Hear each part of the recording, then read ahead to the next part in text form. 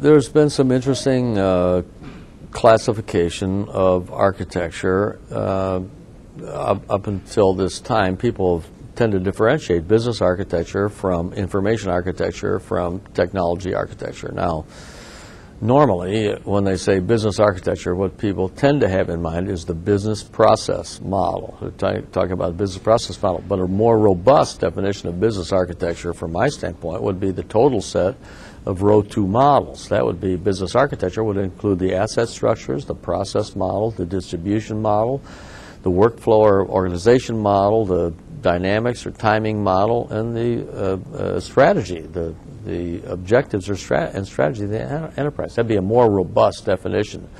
When people say information architecture, they tend to be thinking about the logical data model, which is column 1, row 3.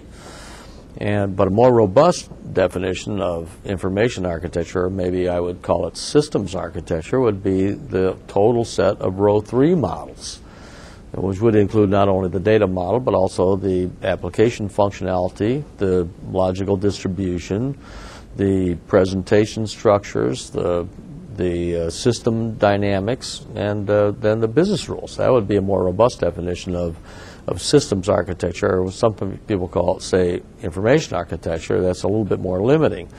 Then the third thing you hear about architecture is technology architecture. Most of the time when people say technology architecture, they mean column 3, row 4.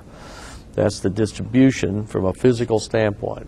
But once again, more robust definition of technology architecture would probably encompass the total set of row 4 models. Now, in the framework, in fact, because typically people say technology architecture, they're thinking about column 3, row 4.